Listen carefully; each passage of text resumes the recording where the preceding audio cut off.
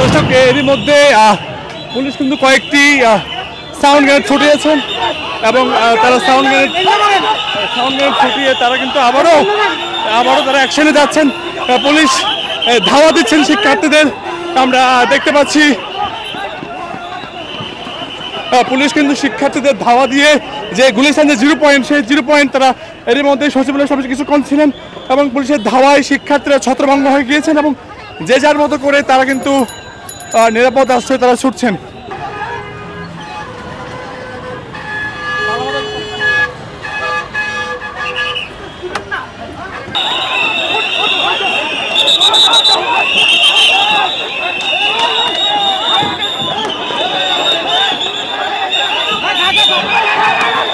Police কিন্তু এর মধ্যে অ্যাকশনে গিয়েছেন।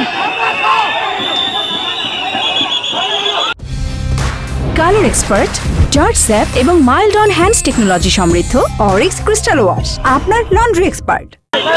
পুলিশ কিন্তু আবারও শিক্ষার্থীদের সরিয়ে দিচ্ছেন এবং আমরা দেখতে পাচ্ছি এর মধ্যে পুলিশ কয়েকজন শিক্ষার্থীকে লাঠি চার্জ করেছেন। কয়েকজন শিক্ষার্থী সড়কে পড়ে গিয়েছেন এবং শিক্ষার্থীরা এখনও কিন্তু সচিবালয়ের সামনে যে অংশটি সেই অংশটি তারা স্থান ত্যাগ করছেন। আমরা দেখতে পাচ্ছি এখনো শিক্ষার্থীদের সঙ্গে পুলিশের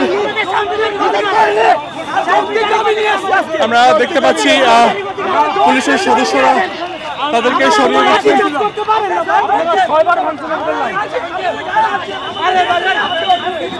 আমরা দেখতে পাচ্ছি পুলিশ কিন্তু এর মধ্যে শিক্ষার্থীদেরকে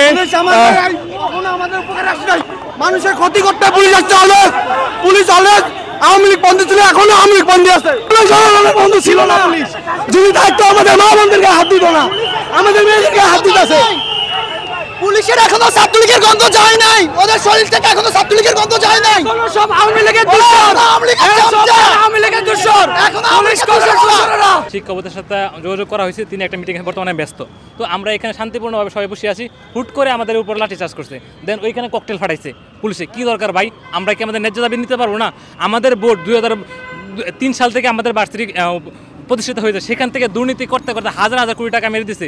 এই পর্যন্ত আমরা পার্মানেন্ট ক্যাম্পাস পাই নাই।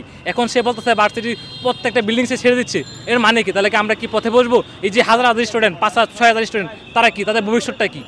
আমরা আমাদের দাবির জন্য এসেছিলাম, কিন্তু আমরা আজকে আবার এই পুলিশদের সাথে আবার আমরা প্রতারিত হয়েছে, আবার আমরা পিটনা খাইতে হয়েছে। কেন? আমাদের বাইরে কোনো দাম নাই, রক্তের কোনো দাম নাই? আমাদের অধিকার দিতে আসছিলাম।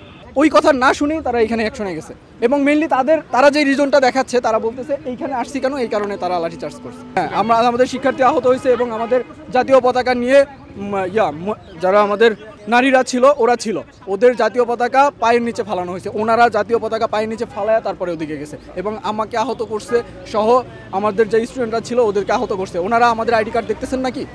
ওনারা যাদেরকে আইডি কার্ড দেখতেছেন তাদেরকে তো সমীহ করবেন। আমরা ওখানে ছিলাম, সেখানেও আমাকে ধাক্কা দিয়ে যে দিয়ে প্রোটেক্টর দিয়ে তারপরে আমাকে এখানে ফাটায় ফেলা হয়েছে, তারপরে আমাকে বাড়ি মারা হয়েছে। আমরা শান্তিপূর্ণভাবে ছিলাম, হঠাৎ করে দেখলাম যে হচ্ছে মানে অনেক নয়েজ হচ্ছে। সবাই আমাদের উপর থেকে বড় ভাইরা বলতেছে প্রাইমেশিয়ানরা তোমরা শান্ত হও, কিন্তু এর মধ্যে কি হলো, মানে পুলিশ আমাদের তাড়া করলো এবং আমাদের উপর মারধর শুরু করলো। না, কোনো নারী পুলিশই তো দেখি নাই, কোনো নারী পুলিশ মানে আমরা তো দেখিই নাই। আমরা মেয়ে যে মানে একজনের গায়ের উপর আরেকজন পড়ে যাচ্ছে, মানে তারা একদম মানে গালাগালি করতেছে আর আমাদের উপরে হচ্ছে লাঠি চার্জ করতেছে। সবাই তো মানে ভয় পেয়ে দৌড়ে এদিক দিকে চলে গেছে। আর আমরা তো কোনো অবৈধ দাবি নেই, এখানে আসি নাই। আমরা তো শান্তিপূর্ণভাবে আমাদের 21 বছর ধরে আমাদের শিক্ষার নামে যে একটা মানে দুর্নীতি চলতেছে, এইটার আমরা একটা মানে হচ্ছে পার্মানেন্ট ক্যাম্পাসের দাবি নিয়ে আসছি। আমরা যে এত হাজার হাজার শিক্ষার্থী প্রাইমারি বিশ্ববিদ্যালয়ে পড়াশোনা করি, তাহলে আমাদের ভবিষ্যৎ কি? আমাদের সামনে থার্ড ইয়ার ফাইনাল পরীক্ষা, আমরা পরীক্ষা দেবো কোথায়? যদি আমাদের শিক্ষা প্রতিষ্ঠানে না থাকে, তাহলে আমাদের এতগুলো স্টুডেন্টের ভবিষ্যৎ কি? তাহলে আমরা কোথায় যাব? এই জন্য তো আমরা এখানে আসছি।